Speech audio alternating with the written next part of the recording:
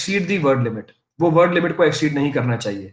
तो पहले प्रॉब्लम में आपको लिक्विफेक्शन को बस डिफाइन करना है कि लिक्विफेक्शन क्या होती है. दूसरे प्रॉब्लम में आपको लिक्विफेक्शन डिफाइन नहीं करना है. दूसरे प्रॉब्लम में आपको टू दी पॉइंट बताना है कि लिक्विफेक्शन क्यों होती है, व्हाई लिक्विफेक्शन टेक्स प्लेस. तो अभी शुरू में किसी ने एक डाउट पूछा था कि डिफाइन, इलेबोरेट, डिस्कस, इन सारी बातों का अलग अलग मतलब होता है. तो डिफाइन आपको बस उसकी डेफिनेशन लिख के आनी है और कुछ नहीं करना. इलेबोरेट, इसका मतलब आपको डिफाइन करने के बाद उसे एक्सप्लेन भी करना है. After defining you have to explain it also. Next एक और वर्ड लिखा था, one more word was being mentioned, ये रहा, examine.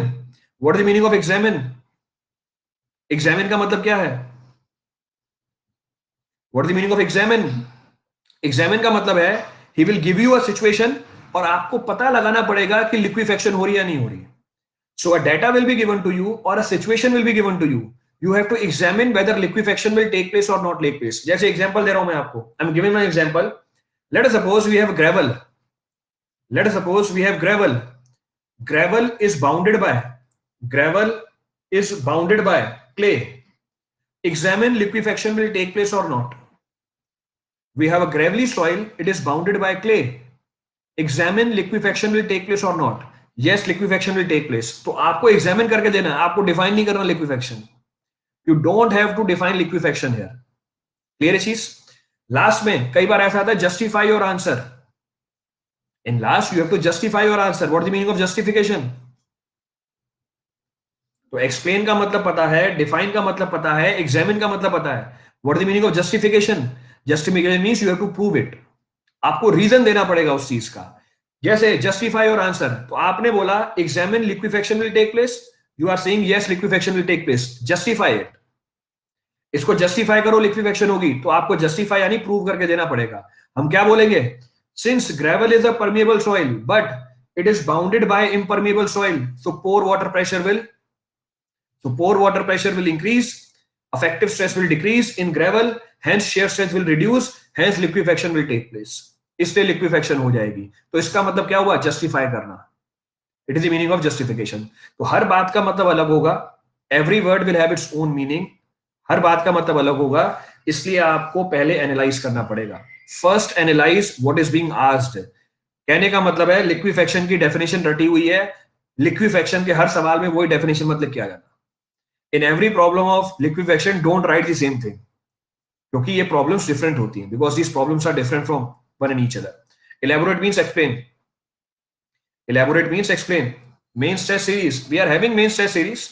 Main stress series will take place. Don't worry. Next, never repeat sentences. कभी भी आपको अपने सेंटेंस रिपीट नहीं करने. कहने का मतलब है एक्टिव पैसिव मत खेलना वहां पे. Don't play with active voice or passive voice. तो सेंटेंस रिपीट नहीं होने चाहिए वहां पे.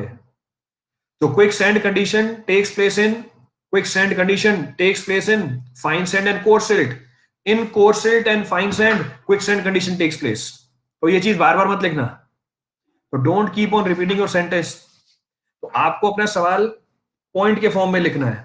You have to write in the form of points. दूसरा, पैराग्राफ नहीं लिखने. तो avoid writing in paragraph. So to the point, in bullet form, you have to express your answer, and you don't have to repeat your sentences.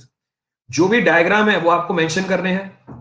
Properly draw your diagrams, figures and curves wherever needed.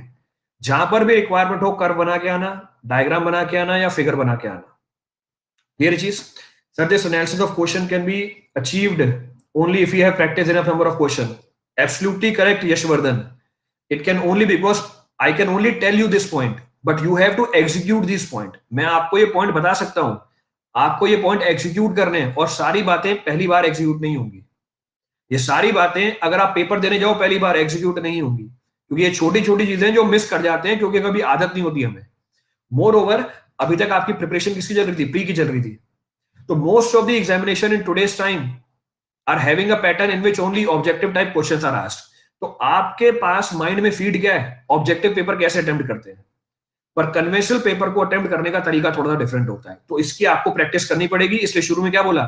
In 40 days में give ample number of mock test. जितने mock test दे सकते हो उतने दो. Frequency बना लो. In every 1 week you will give 1 mock test.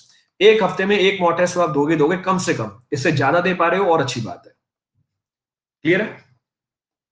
Next, right your answer in points और बुलेट्स, अवॉइड्स पैराग्राफ। तो थ्योरी क्वेश्चन में आपको पैराग्राफ नहीं लिखने, पॉइंट और बुलेट में लिखना है। Draw the diagram as recent as possible, presentable होना चाहिए आपका answer. Next point, diagram should be well labelled. Diagram में सारी चीजें लेबल करके आनी है आपको कि इस बात का मतलब क्या होता है। Getting an answer is not enough, make it presentable.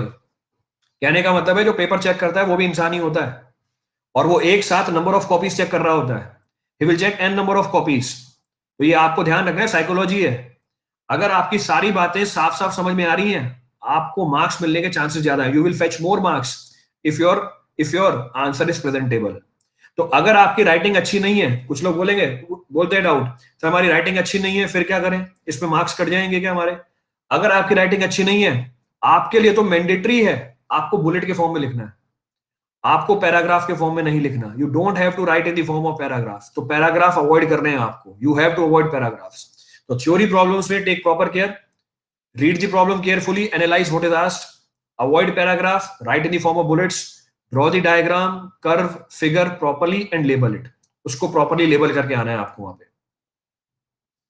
Next, make a separate list of formula of each subject. तो जिन चीजों का आपको ध्यान रखना है, आप सेपरेट लिस्ट बना लो फॉर्मूलाज की, क्योंकि आपके एग्जाम में सारी काम आएंगी। And revise them daily. So make, या आपके पास हैंडबुक होगी, you will be having an handbook, तो read that handbook and revise it daily. तो आपको सारे फॉर्मूले पता होने चाहिए एग्जाम में अप्लाई करने के लिए। Use short and simple tricks for solving the numericals instead of using traditional method. Traditional method use करने के बजाय आपको छोटे तरीके यूज करने हैं सवाल सॉल्व करने के लिए, तो इनकी भी प्रैक्टिस करनी पड़ेगी आपको।